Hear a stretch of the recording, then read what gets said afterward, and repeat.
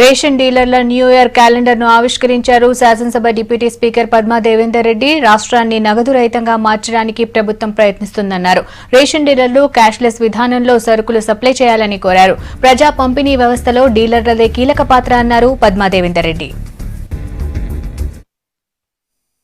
అంటే రేషన్ షాపులలో కూడా ఈ నగదు రహిత లావాదేవీలు నడిపించాలని చెప్పేసి మరి ముఖ్యమంత్రి గారి ఆలోచన. రాష్ట్రంలో కూడా తెలంగాణ రాష్ట్రము ఏదైతే డిమానిటైజేషన్ జరుగుతుందో దానికి ప్రత్యామ్నాయంగా మనము నగదు రహిత రాష్ట్రంగా తీర్చిదిద్దాలని గౌరవ ముఖ్యమంత్రి గారు పదే పదే అందరినీ మరి వినవిస్తున్న సందర్భంలో రేషన్ షాప్లోనే ఫస్ట్ స్వైపింగ్ మిషన్స్ పెట్టి మినీ ఏటీఎం లాగా నడిపించి ప్రజలందరికీ అవగాహన కల్పించే విధంగా ప్రజలు ఈ లావాదేవీలన్నింటినీ కూడా రేషన్ షాపుల ద్వారా పంపిణీ వ్యవస్థ ద్వారా ఈ స్వైపింగ్ మిషన్స్ ద్వారానే నడిపించాలని చెప్పి వాళ్ళందరినీ కోరడం జరిగింది.